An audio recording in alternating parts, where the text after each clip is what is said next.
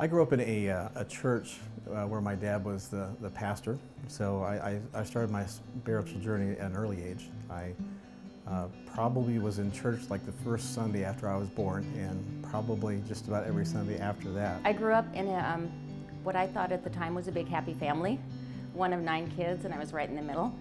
And everything was great. You know, I was taught early that God loved me and that He had a plan. When I was 17, my mother died of a sudden heart attack. And so that kind of rocked my world. And over the next few years, I had 2 brothers who were in fishing accidents in Alaska that died, and then my father died of cancer. So kind of within just a few years, I started to go, what is going on? And the family that had always been kind of my rock, the center. When you have a big family like that, you tend to really pull in, and my family started to fragment, and so I began to really question, you know, my faith. My faith back then was fairly shallow, and the experiences that he had for me later in life really were what caused me to grow deeper in my faith and to have a greater appreciation for him and what he could do in my life and what he had done, and also that he is a tremendously powerful God. I mean, the things that he did in my life really emphasize that for me.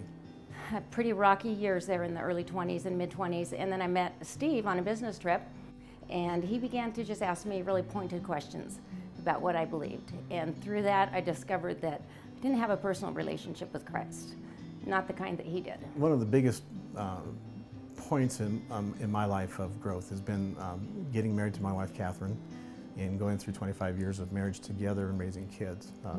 For me, he challenged me when we first met. We came from completely different backgrounds.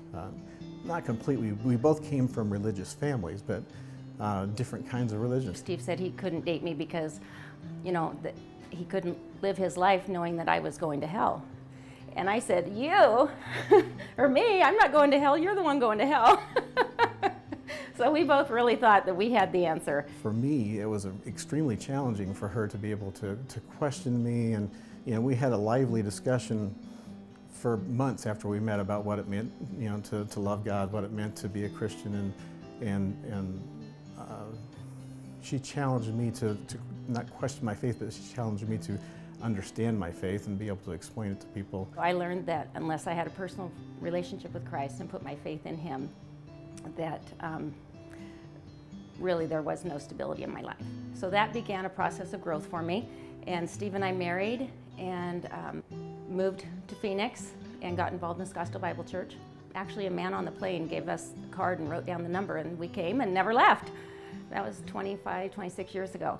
After that, we had children, 4 kids, 3 boys, 3 really rowdy, rambunctious, rough and tumble boys, and then our 4th child was a daughter, and she brought a lot of softening to our family. When Catherine was pregnant with our 4th child, we found out that she would be born with hydrocephalus and spina bifida.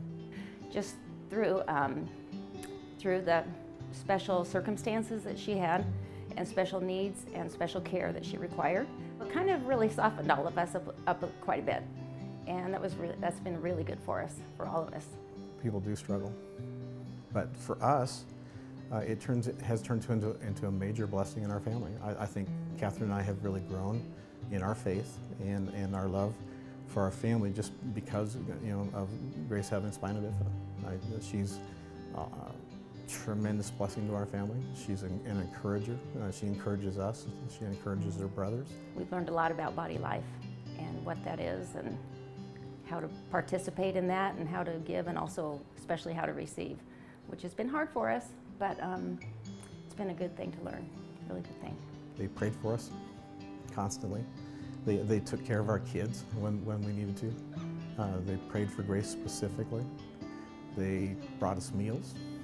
You know, they did whatever that needed to be done for us to get us through. I think just understanding that aspect of, you know, bonding with other believers and feeling really the connection of brothers and sisters. We would have been on an island. You know, we would have been just without any support. That sense of how the body is supposed to work, and the give and take, and just the encouragement and the exhortation to one another, and how important that is just to have that and not be out there kind of on our own, where we can easily get off track so easily.